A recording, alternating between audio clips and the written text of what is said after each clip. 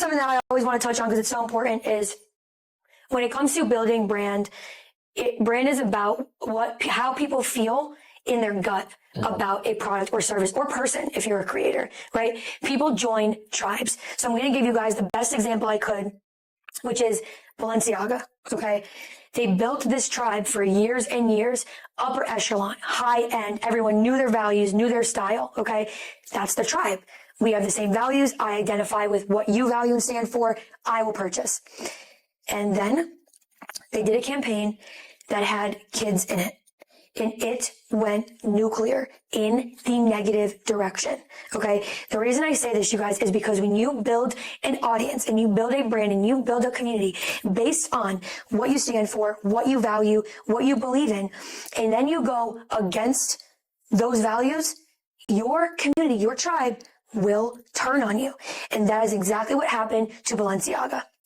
That campaign went out. They said, hey, Balenciaga, that goes against our shared values, our shared identity. We don't like that. And now we're going to boycott you. And that's what they did. It's the same thing when influencers get canceled. They had this big following. We got common identities. I identify with you. I stand for what you stand for.